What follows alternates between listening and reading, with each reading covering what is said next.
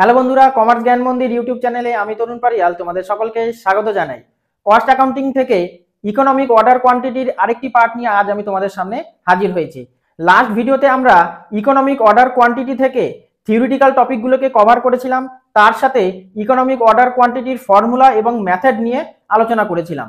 তোমরা যারা সেই ভিডিওটি দেখোনি অবশ্যই দেখবে, সেই ভিডিওর লিঙ্ক আমি আজকের ভিডিওর আই বাটন এবং ডেসক্রিপশন বক্সে শেয়ার করে দিয়েছি, সেখান থেকে তোমরা ইজিলি ডাউনলোড করতে পারবে। আজকে আমরা ইকোনমিক অর্ডার কোয়ান্টিটির ওপরে প্র্যাকটিক্যালি অঙ্ক প্র্যাকটিস করব এবং ম্যাথমেটিক্যাল প্রবলেমগুলো সলভ করার চেষ্টা করব। তাই ভিডিওটিকে তোমরা লাস্ট অবধি অবশ্যই দেখবে এবং অবশ্যই ভিডিওটিকে লাইক অ্যান্ড শেয়ার করবে।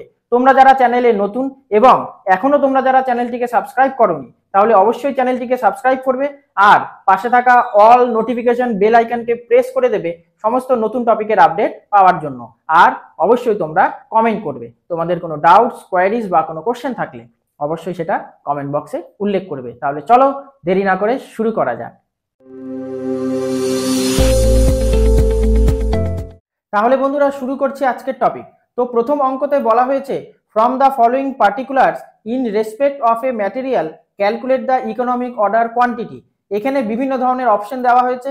তো প্রথমে বলা হয়েছে টোটাল কনজাম্পশন পার ইয়ার 20,000 units, procurement cost per order 16 টাকা, কস্ট পার ইউনিট 10 টাকা, আর স্টোরেজ অ্যান্ড ক্যারিং কস্ট হলো 10%। এবার এখানে এই যে এতগুলো অপশন দেওয়া হয়েছে, এই অপশনের সাহায্যে এবার আমরা ইকোনমিক অর্ডার কোয়ান্টিটি ক্যালকুলেট করব। তো ক্যালকুলেট করার জন্য আমাদের ফর্মুলা কি ছিল আমরা লাস্ট ভিডিওতেও দেখেছিলাম।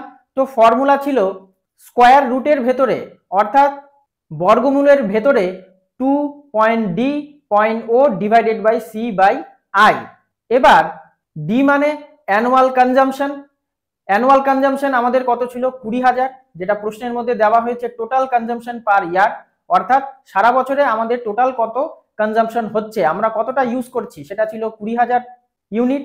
ও for cost of place and order, অর্থাৎ অর্ডারের খরচ কত ছিল সেটা ছিল 16 টাকা, তাই 16 টাকা আমরা এখানে মেনশন করব। C for cost per unit, per ইউনিটের কস্ট কত ছিল 10 টাকা, তাই আমরা এখানে সেই 10 টাকাটিকে এখানে উল্লেখ করেছি।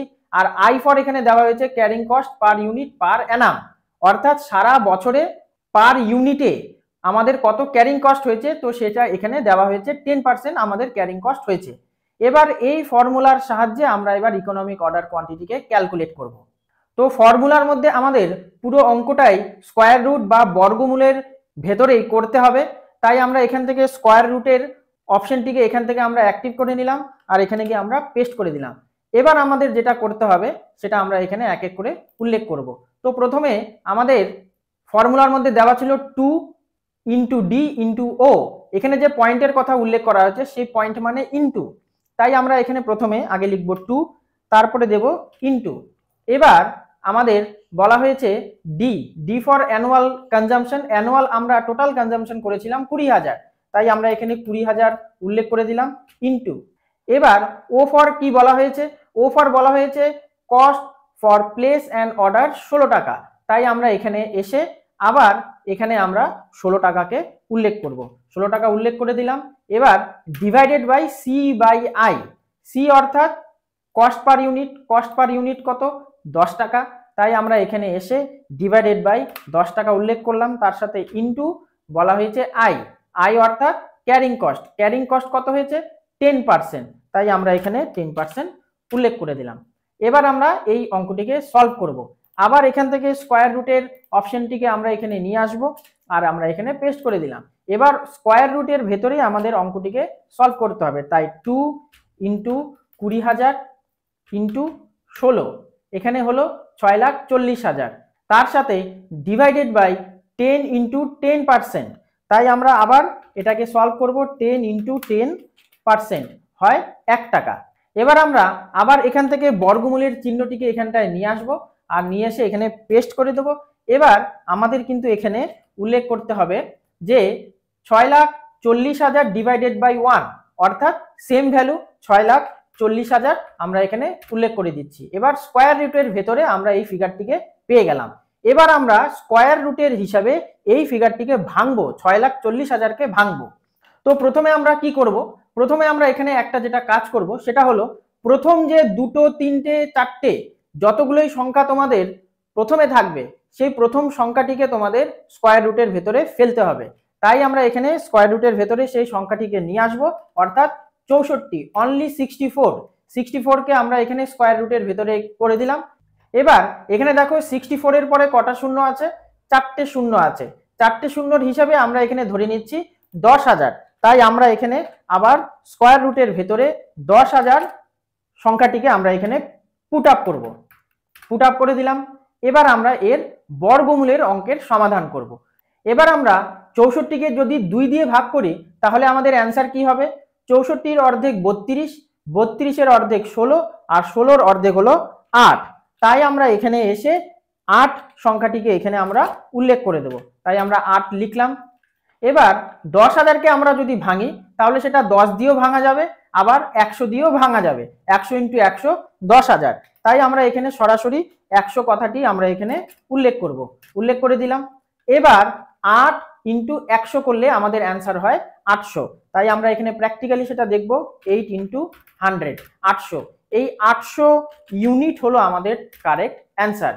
অর্থাৎ আমাদের কোশ্চেনের মধ্যে যেটা নির্ণয় করতে বলা হয়েছিল যে ইকোনমিক অর্ডার কোয়ান্টিটি কত পার ইউনিটে, তাহলে সেটাই অ্যান্সার হবে, কারেক্ট অ্যান্সার। অর্থাৎ 800 ইউনিট হলো আমাদের টোটাল অ্যান্সার। তো এইভাবে তোমরা ইকোনমিক অর্ডার কোয়ান্টিটিকে ক্যালকুলেট করতে পারবে অ্যাজ ইট ইজ আমি যেইভাবে দেখালাম।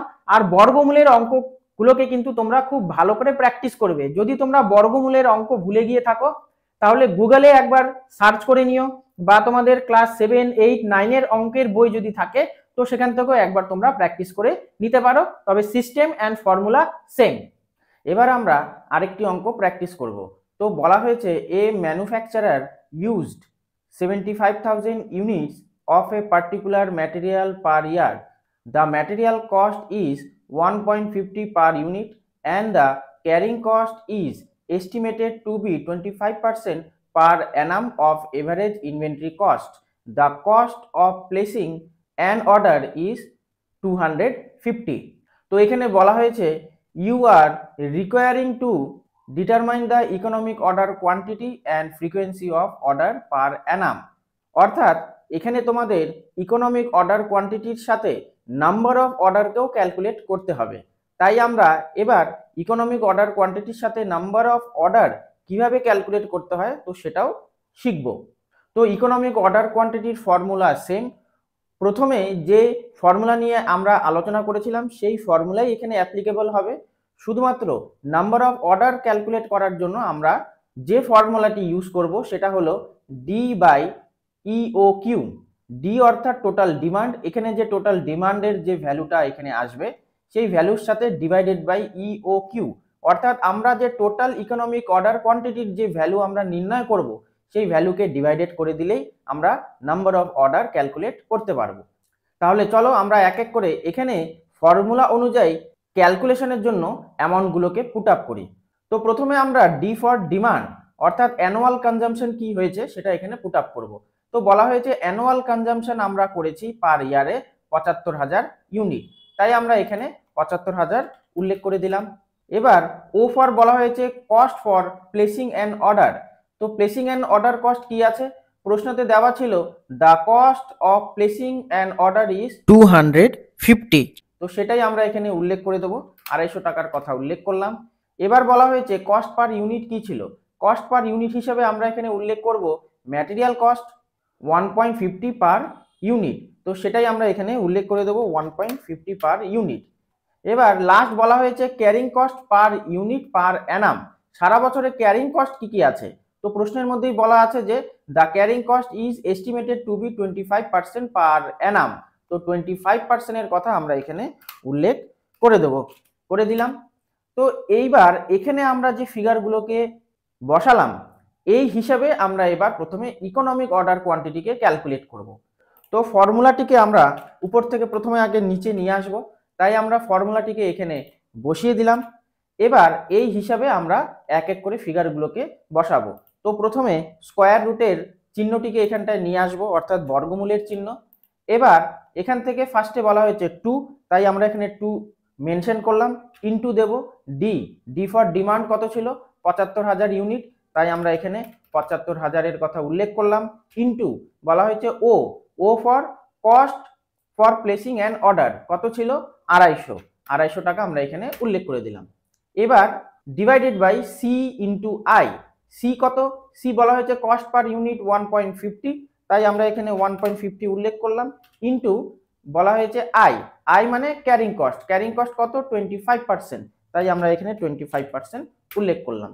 এবার আবার এই ফর্মুলাটিকে আমরা এখানে নিয়ে আসবো, উপর থেকে সেম চিহ্ন আমরা এখানে দেব, বর্গমূলের চিহ্ন। এবার আমরা এক এক করে উপরের ফিগারটিকে প্রথমে ক্যালকুলেট করব। তো বলা হয়েছে 2 ইন্টু ৭৫,০০০ ইন্টু 250, অ্যান্সার হচ্ছে 3,75,00,000। এবার আমরা 1.50 ইন্টু 25% করবো। তো আগের মতো ইজিক্যাল টু দেবো 1.50 ইন্টু 25%, তাহলে আমাদের অ্যান্সার হচ্ছে 0.375। এবার আমরা 0.375 এর সাথে 3,75,00,000-কে আবার ভাগ করে দেব। তো ভাগ করার জন্য উপর থেকে আমরা আবার স্কোয়ার রুটের সাইনটিকে এখানে নিয়ে আসব, নিয়ে এলাম। এবার আমরা ডিরেক্টলি ভাগ করব 375 00 1 2 3। এবার ভাগ করব 0.375 কে দিয়ে, অ্যান্সার হচ্ছে 10 কোটি। এবার আমরা 10 কোটিকে আবার স্কোয়ার রুটের হিসাবে ভাগ করে দেব।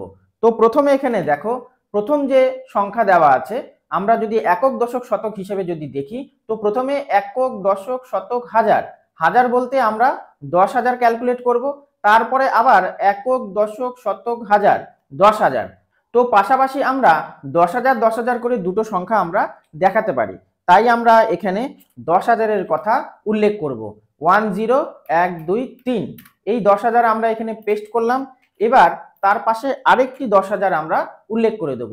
এবার আমরা এই দুটো সংখ্যাকে ভেঙে দেব। তো ভাঙার জন্য আমরা 10 দিয়েও ভাগ করতে পারি, আবার 100 দিয়েও ভাগ করা যাবে। তো আমরা ডিরেক্টলি এখানে 100 দিয়ে যদি ভাগ করি, তাহলে 100 ইন্টু 100 অর্থাৎ 10,000ই হয়, তাই আমরা এখানে 100 লিখলাম। সেম আবার পাশের যে 10,000 সেটাকেও ভাঙলে আবার অ্যান্সার 100ই আসবে। এবার আমরা 100 ইন্টু 100 করব। যদি আমরা 100 ইন্টু 100 করি, তাহলে আমাদের অ্যান্সার 10,000ই হচ্ছে। তো এটাই হলো আমাদের ইকোনমিক অর্ডার কোয়ান্টিটি। এবার এখানে যে 10 কোটি যে ছিল, 10 কোটিকে কিন্তু আমরা 10,000 দিয়েও ডিরেক্টলি ভাগ করতে পারতাম। ভাগ করলে সেই 10,000 ইন্টু 10,000 10 কোটিই হয়। তো তোমরা ডিরেক্টলি 10,000 দিয়েও ভাগ করতে পারো, 10 দিয়েও ভাগ করতে পারো, আবার 100 দিয়েও ভাগ করতে পারো। ভাগ করলে 10,000ই কারেক্ট অ্যান্সার, ফাইনাল অ্যান্সার বের হবে। এবার আমরা নাম্বার অফ অর্ডার কতবার হবে সেটা এবার ক্যালকুলেট করব।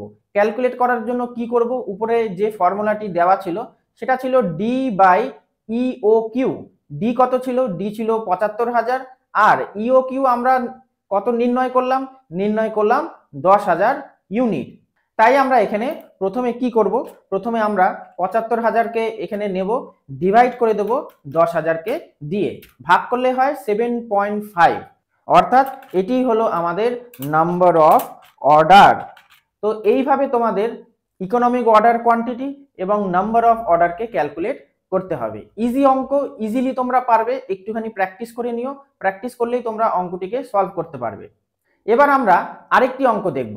এবার এখানে বলা হয়েছে about 200 units R required per quarter, 100 rupees per order is incurred for placing an order. The inventory carrying cost per unit is 4 rupees.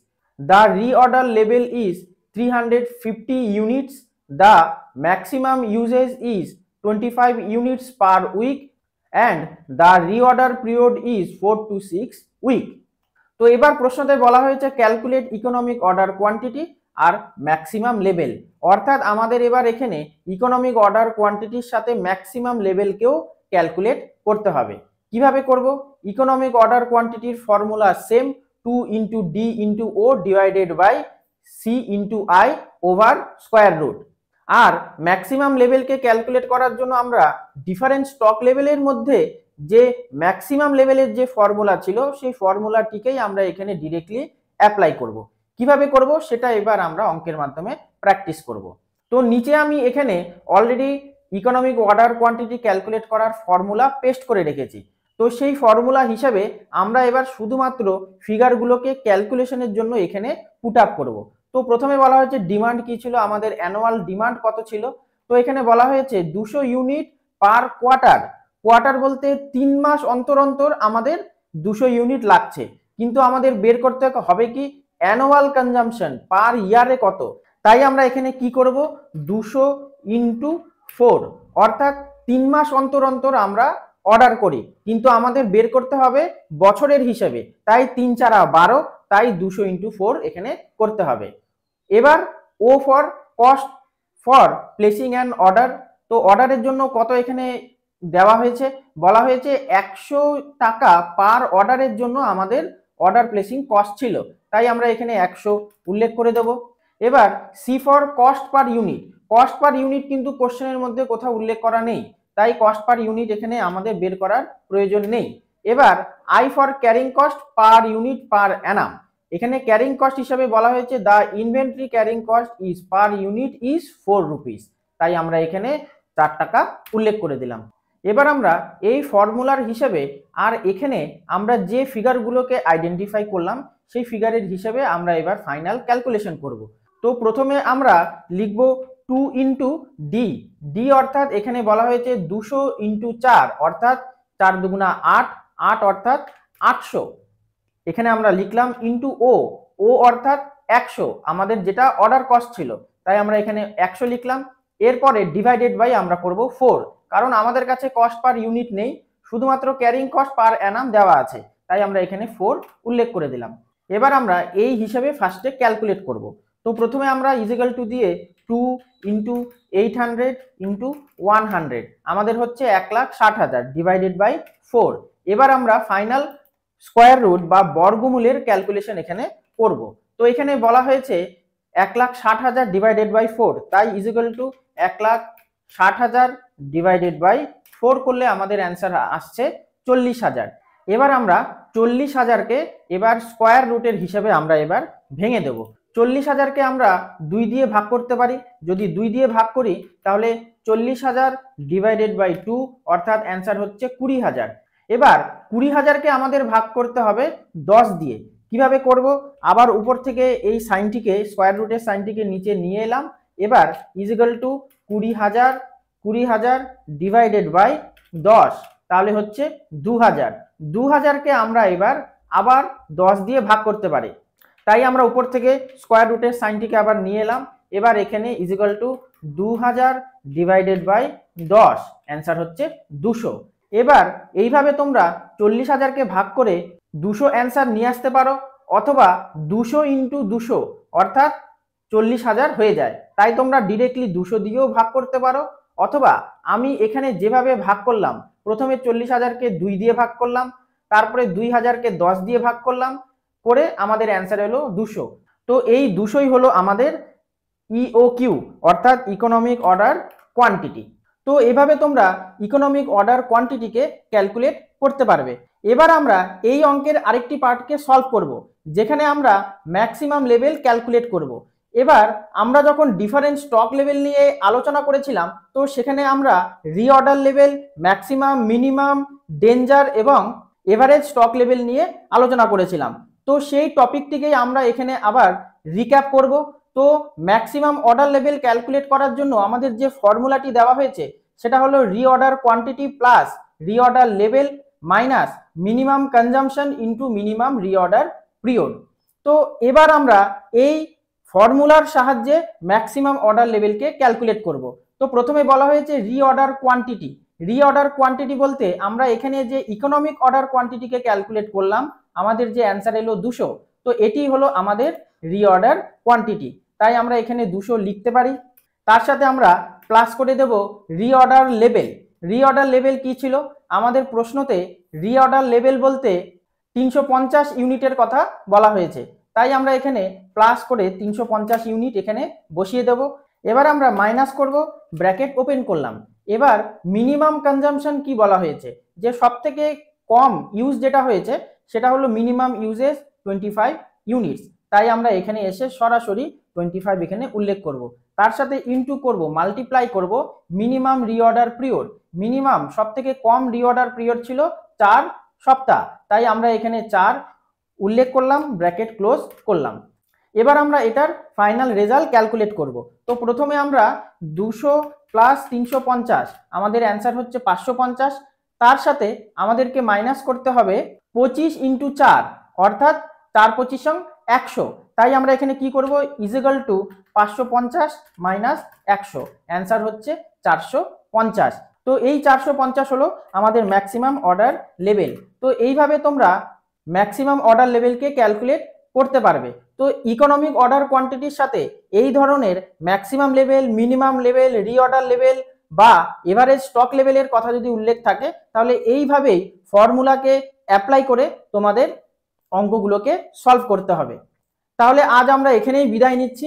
Next ভিডিওতে আমরা লিফো ফিফো মেথডের সাহায্যে কিভাবে ম্যাটেরিয়াল ইস্যু করতে হয় এবং তার ব্যালেন্সিং কিভাবে করতে হয় সেটা আমরা সেই ভিডিওতে আলোচনা করব এবং তার প্র্যাকটিক্যালি অঙ্ক প্র্যাকটিসের মাধ্যমে দেখব। তাহলে দেখা হচ্ছে খুব শীঘ্রই। ততক্ষণ ভালো থাকো, সুস্থ থাকো, মন দিয়ে পড়াশোনা করো। জয় হিন্দ, বন্দে মাতরম।